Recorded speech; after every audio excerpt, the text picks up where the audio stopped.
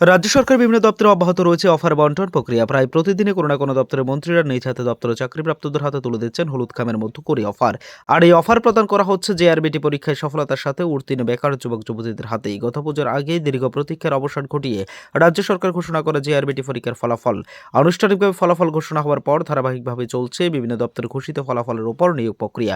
খাদ্য পরিবহন সমবায় দপ্তর সহ একাধিক দপ্তরে এলডিসি পদে নিয়োগপ্রাপ্তদের হাতে অফার তুলে দেওয়ার পর এবার মৎস্য দপ্তরে আরডি অফার পেলেন ৭২ জন। বৃহস্পতিবার আগরতলা গোর্খাবস্তিস্থিত প্রজ্ঞা ভবনে দপ্তরের আধিকারিকদের সাথে নিয়ে মৎস্য দপ্তরে ৫৫ জন এবং এআরডি দপ্তরে ১৭ জন হাতে হলুদ খাম তুলে দিলেন দপ্তর মন্ত্রী সুধাংশু দাস। চাকরি প্রাপকদের হাতে আনুষ্ঠানিকভাবে অফার তুলে দেওয়ার আগে মন্ত্রী শ্রী দাস জানান, খুব শীঘ্রই তাদেরকে দেওয়া হবে জয়েনিং লেটার। এই নিয়োগের ফলে দপ্তর আরও বেশি শক্তিশালী হবে। বিগত বেশ কিছুদিন ধরে দপ্তরে বেশ কিছু কর্মী সফলতা ছিল। নতুন নিয়োগের ফলে এই স্বল্পতা অনেকটাই দূর হবে। স্যালারিটা যখন আপনার ক্রেডিট হবে অ্যাকাউন্টে, সেই খুশিটা কিন্তু থাকবে না। তখন মনে হবে যে না, একবার চলো রাস্তায় বেরিয়ে যাই, জিন্দাবাদ জিন্দাবাদ করে স্যালারিটা বাড়ুক। ইজ নট ইট? হ্যাঁ, তো এই কারণে আমি বললাম যে সফলতা কোনো চূড়ান্ত সীমানা নেই, এটা একটা চলমান পদ্ধতি বা গতি। এটাকে ধরে রাখতে হবে, এটাকে কন্টিনিউয়াস প্রসেসে আপনাদেরকে হার্ড ওয়ার্ক করতে হবে।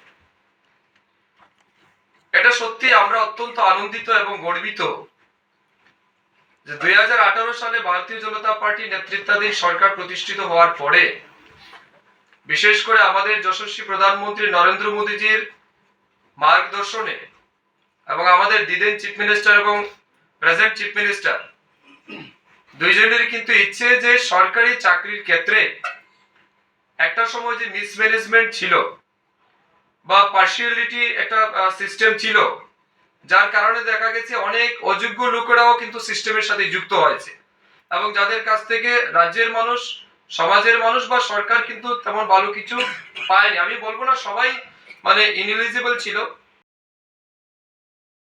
সবকিছু ভেঙে গেলেও যা ভাঙে না তা হলো পাথর, আর তাতে একটি নাম শ্রেষ্ঠ, যার নাম ভারত নির্মাণ ইনফ্রাস্ট্রাকচার।